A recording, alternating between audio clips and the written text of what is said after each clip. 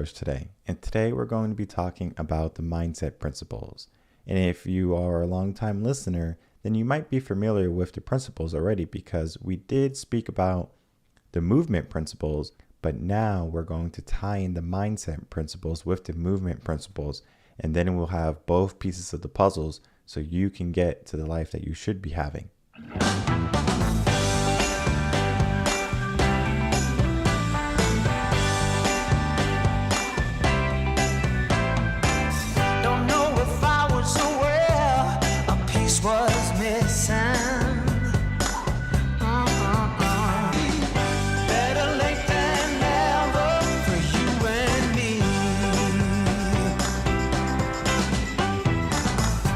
Welcome back, everyone. So the mindset principles is going to be the blog that we're going to be talking about today, and it's going to be talking about how we see things.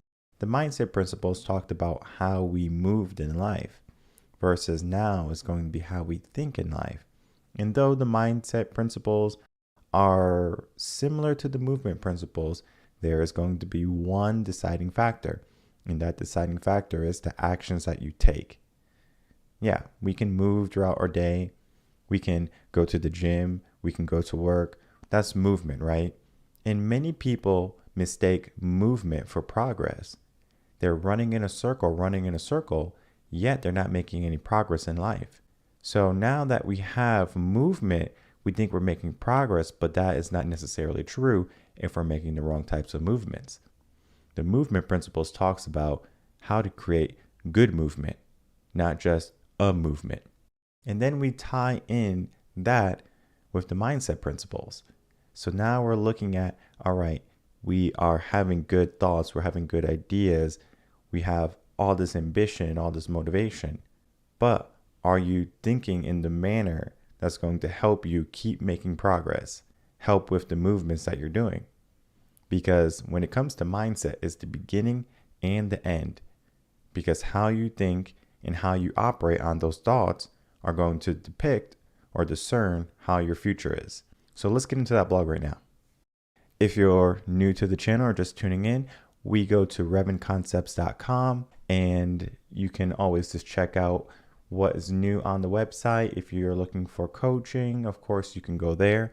But today we're going to go to resources and we're going to figure out what is the mindset principles. And the mindset principles is going to be our most recent blog.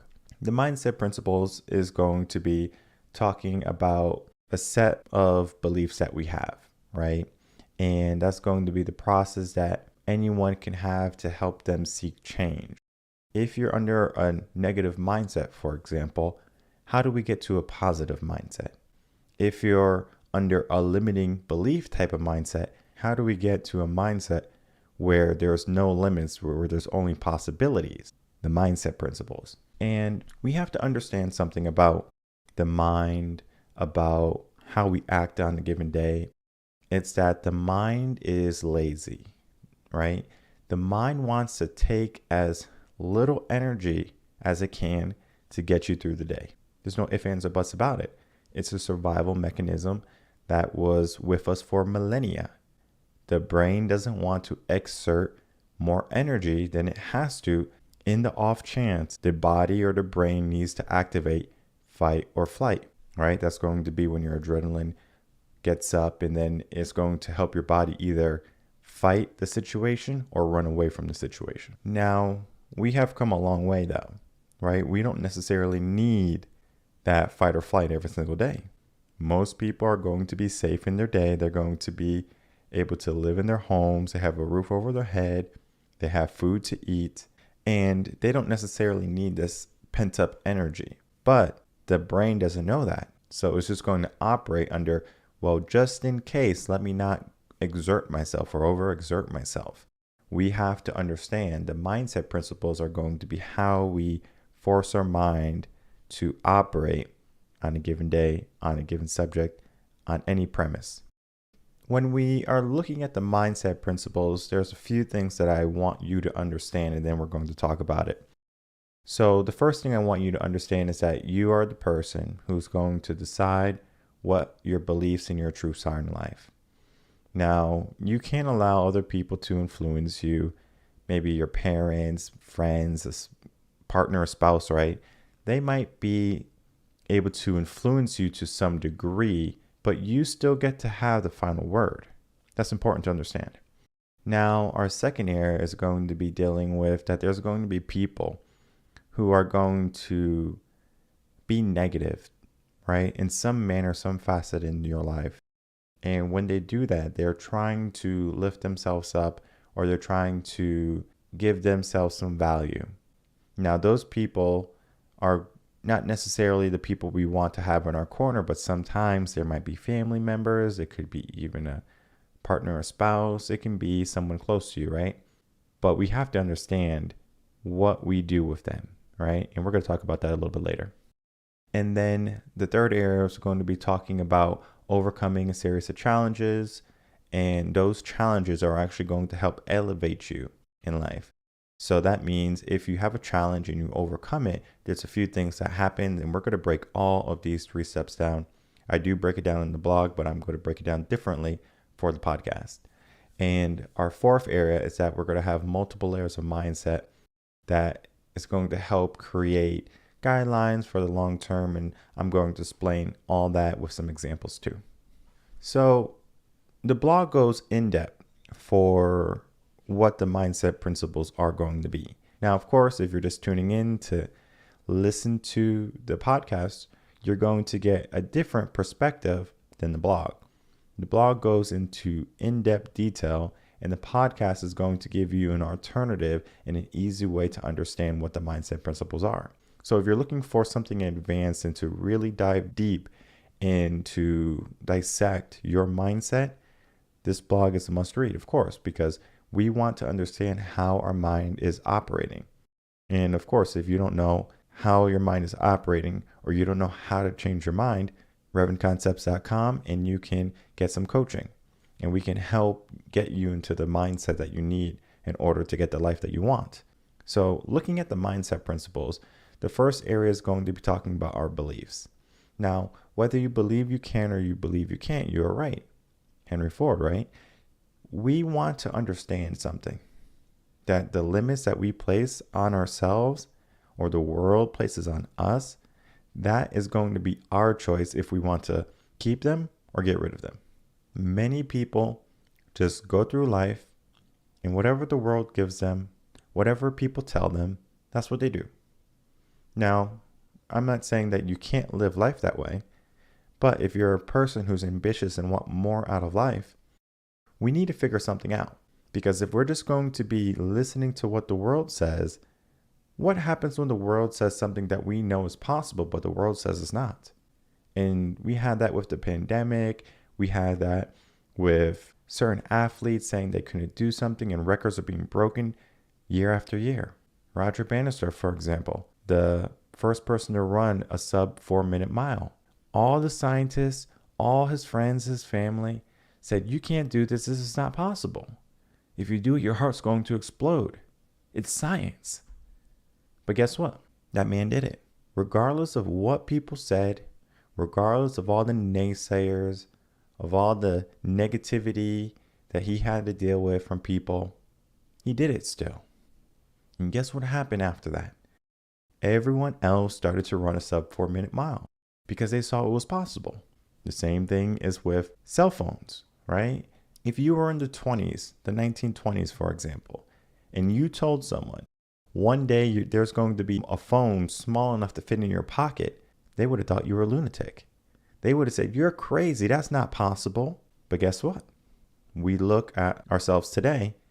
It's very possible. It's actually a normality. So we have to understand something. Just because it's not a reality now doesn't mean it's not going to be a reality later.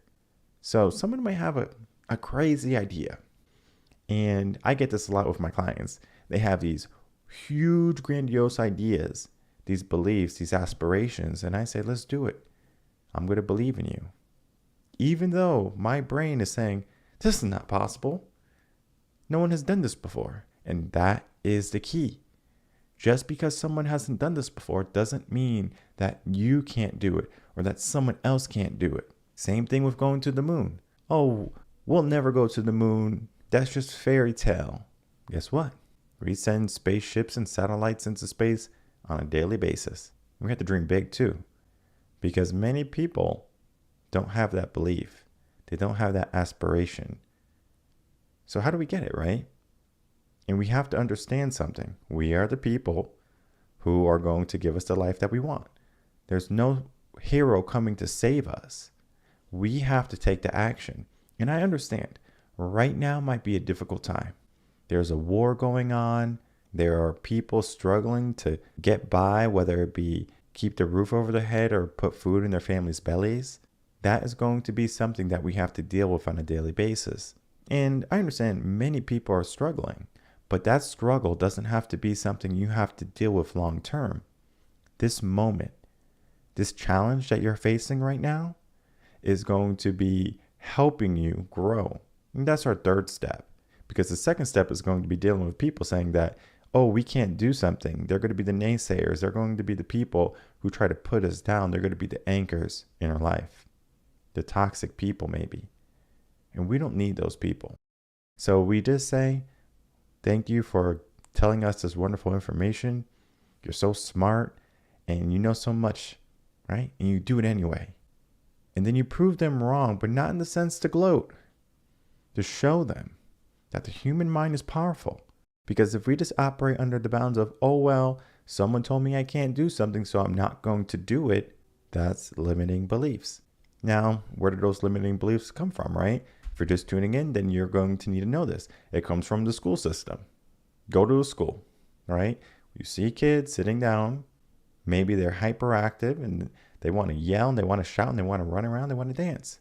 In the classroom setting, of course, we need to have management, but that management takes away their creativity, their imagination. So now they're calm. They don't speak out of line. Their voice is muffled.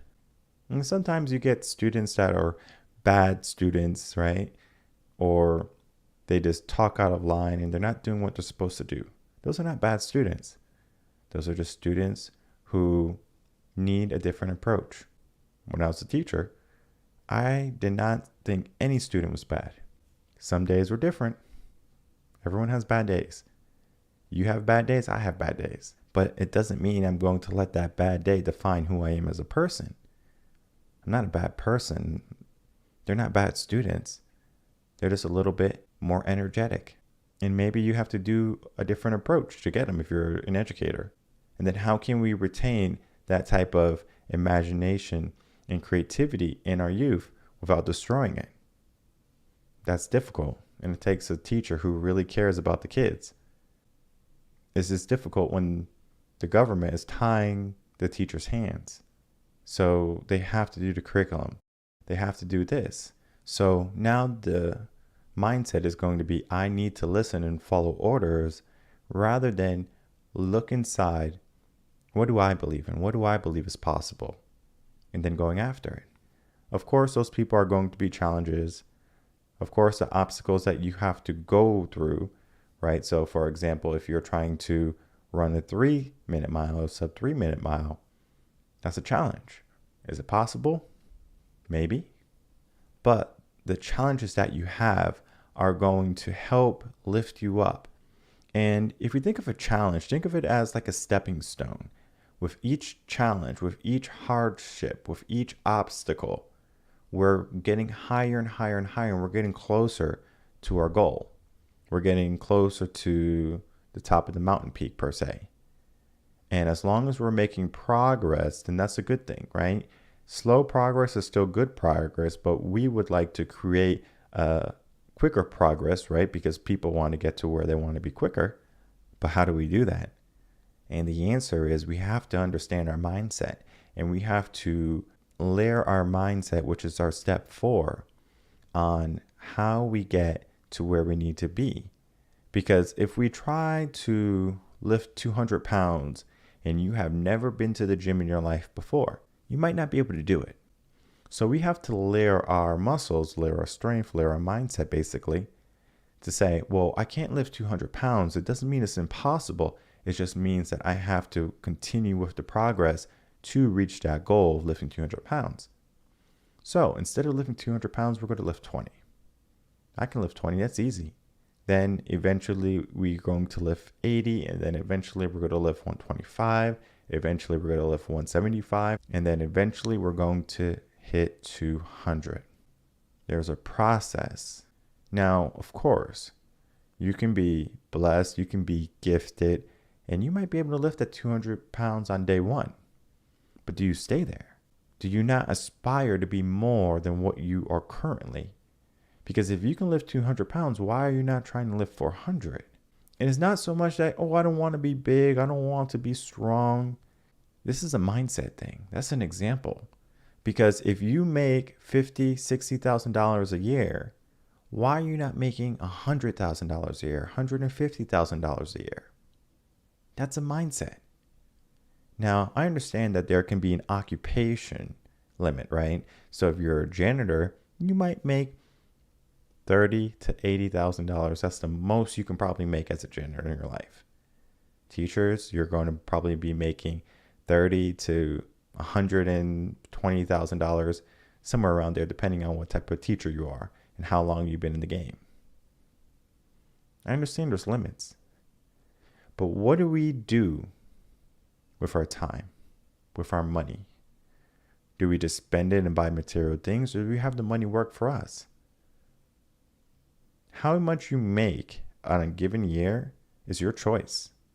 Because if you wanted to work 2 jobs, you can work 2 jobs, and it's going to be difficult. I'm not saying it's easy. Because if you have 8 hours a day working, that means you can work 16 hours a day. You can get 8 hours of sleep. And then if you take away an hour for commuting, maybe, you get 7 hours of sleep. So now instead of making $60,000, you're working 2 $60,000 jobs, and now you're making $120,000 a year. Now you're destroying your body basically, and you're just overexerting yourself, and you might get burned out doing that.